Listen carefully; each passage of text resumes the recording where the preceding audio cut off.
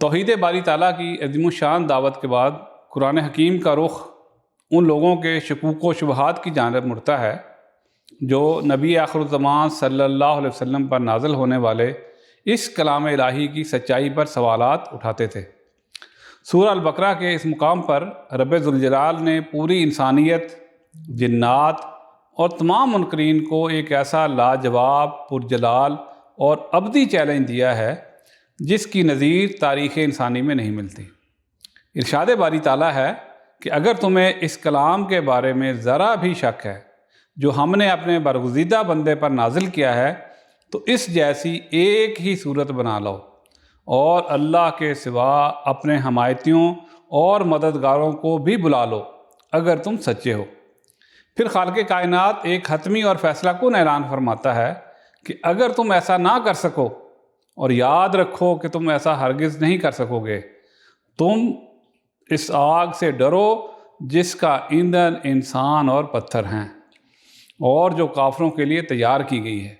یہ چیلنج دراصل اس بات کی اٹل اور ناقابل تردید دلیل ہے کہ یہ مقدس کتاب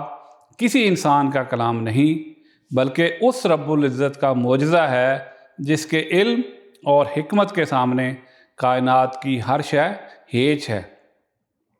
قرآن مجید کی اس عظیم اور بے مثل معجزہ ہونے کی حقیقت کو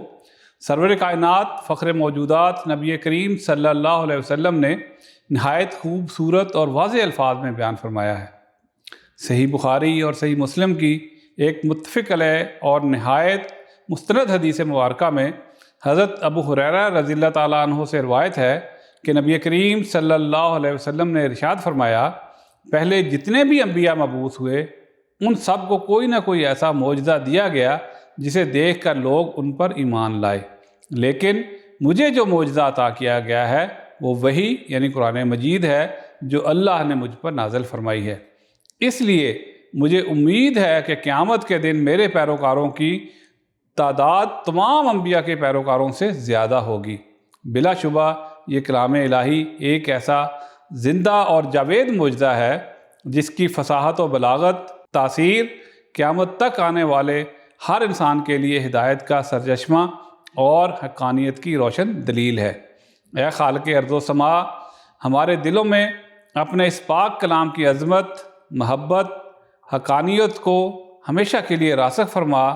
ہمیں ان شکوک و شبہات سے مکمل طور پر محفوظ رکھ جو انسان کو گمراہی کے تاریک گھڑے میں گرا دیتے ہیں، اور ہمیں اس ہولناک آگ کے عذاب سے بچا